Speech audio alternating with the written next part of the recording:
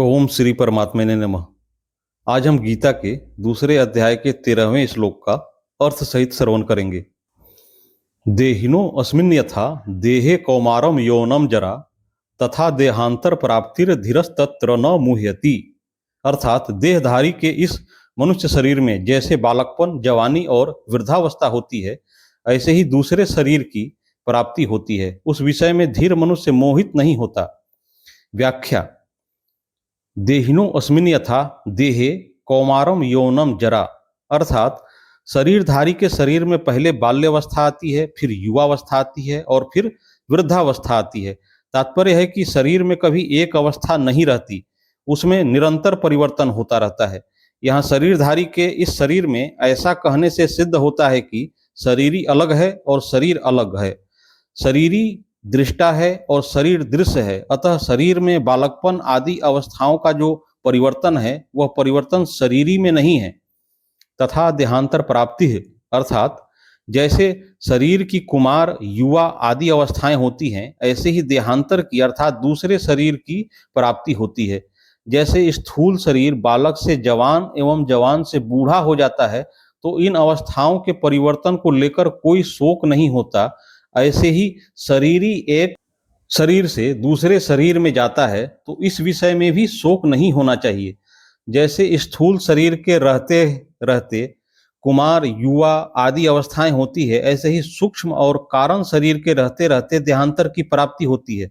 अर्थात जैसे बालकपन, जवानी आदि स्थूल शरीर की अवस्थाएं हैं, ऐसे देहांतर की प्राप्ति, मृत्यु के बाद दूसरा शरीर धारण करना, सूक्ष्म और कारण शरीर की अवस्था है।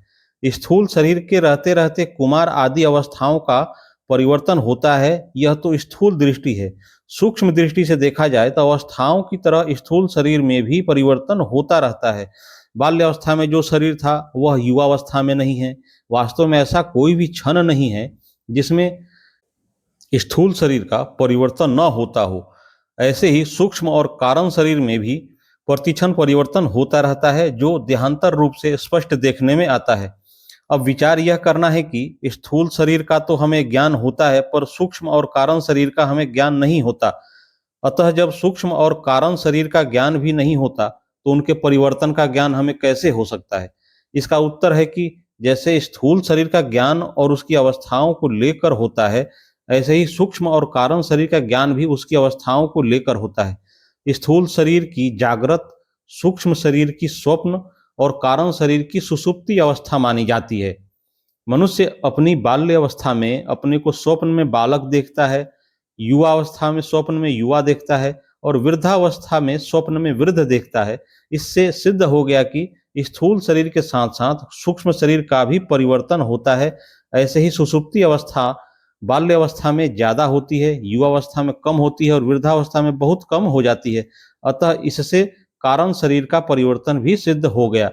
दूसरी बात, बाल्यावस्था और युवावस्था में नींद लेने पर शरीर और इंद्रियों में जैसे ताजगी आती है, वैसी ताजगी वृद्धावस्था में नींद लेने पर नहीं आती। अर्थात वृद्धावस्था में बाल्य और युवा अवस्था जैसा विश्राम नहीं मिलता। इस रीति से भी कारण शरीर का परिवर्तन सिद्ध होता है। जिसको दूसरा देवता, पशु, पक्षी आदि का शरीर मिलता है, उसको उस शरीर में देहाध्यास के कारण मैं यही हूं ऐसा अनुभव होता है, तो यह सूक्ष्म शरीर का परिवर्तन हो गया। ऐसे ही कारण शरीर में स्वभाव यानी प्रकृति रहता है, जिसको स्थूल दृष्टि से आदत कहते हैं। वह आदत देवता की और होती है तथा पशु पक्षी आदि की और होती है, तो यह कारण शरीर का परिवर्तन हो गया। अगर शरीरी अर्थात देही का परिवर्तन होता तो अवस्थाओं के बदलने पर भी मैं वही हूं ऐसा ज्ञान नहीं होता, परंतु अवस्थाओं के बदलने पर भी जो पहले बालक था, जवान था, वही मैं अब हूं ऐसा ज्ञान होता है। इससे सिद्ध होता है कि शरीरी में अर्थात स्वयं में परिवर्तन नहीं हुआ है। यहाँ एक शंका हो सकती है कि स्थूल शरीर की अवस्थाओं के बदलने पर तो उनका ज्ञान होता है, पर शरीरांतर की प्राप्ति होने पर पहले के शरीर का ज्ञान क्यों नहीं होता? पूर्व शरीर का ज्ञान न होने में कारण यह है कि मृत्यु और जन्म के समय बहुत ज्यादा कष्ट होता है। उस कष्ट के कारण बुद्धि में पूर्व जन्म की स्मृति नहीं रहती। जैसे लकवा मार जाने पर, अधिक वृद्धावस्था होने पर बुद्धि में पहले जैसा ज्ञान नहीं रहता, ऐसे ही मृत्यु काल में तथा जन्म काल में बहुत बड़ा धक्का लगने पर पूर्व जन्म का ज्ञान नहीं रहता, परंतु जिसकी मृत्यु में ऐसा कष्ट नहीं होता, अर्थात शरीर की अवस्थान्तर की प्राप्ति की तरह अनायास ही देहांतर की प्राप्ति हो जाती है, उसकी बुद्धि में पूर्व जन्म की स्मृति रह सकती है। अब विचार करें कि जैसा ज्ञान अवस्थान्तर की प्राप्ति में होता है, वैसा ज्ञान देहांतर की प्राप्ति में नहीं होता, परंतु मैं हूं इस प्रकार अपनी सत्ता का ज्ञान तो सबको रहता है। जैसे सुषुप्ति यानी गाढ़ निद्रा में अपना कुछ भी ज्ञान नहीं रहता, पर जगने पर मनुष्य कहता है कि ऐसी गाढ़ नींद आई कि मेरे को कुछ पता नहीं रहा। कुछ पता नहीं रहा इसका ज्ञान तो है ही। सोने से पहले मैं जो था वही मैं जागने के बाद हूं, तो सुसुप्ति के समय भी मैं वही था। इस प्रकार अपनी सत्ता का अखंड रूप से ज्ञान निरंतर रहता है। अपनी सत्ता के अभाव का ज्ञान कभी किसी को नहीं होता। शरीरधारी की सत्ता का सद्भाव अखंड रूप से रहता है, तभी तो मुक्ति होती है और मुक्त अवस्था में वह रहता है। हाँ, जीवन मुक्त अवस्था में उसको शरीरांतरों का ज्ञान भले ही न हो, पर मैं तीनों शरीरों से अलग हूं ऐसा अनुभव तो होता ही है। धीरस्तत्र न मुह्यति, अर्थात धीर वही है जिसको सत असत का बोध हो गया है। ऐसा धीर मनुष्य उस विषय में कभी मोहित नहीं होता, उसको कभी संदेह नहीं होता। इसका अर्थ यह नहीं है कि उस धीर मनुष्य को देहांतर की प्राप्ति होती है।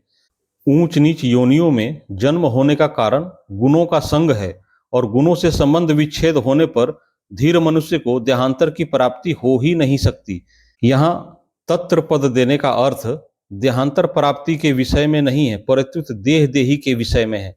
तात्पर्य है कि देह क्या है, देही क्या है, परिवर्तनशील क्या है, अपरिवर्तनशील क्या है, अनित्य क्या है, नित्य क्या है, असत क्या है, सत क्या है, विकारी क्या है, अविकारी क्या है, इस विषय में वह मोहित नहीं होता।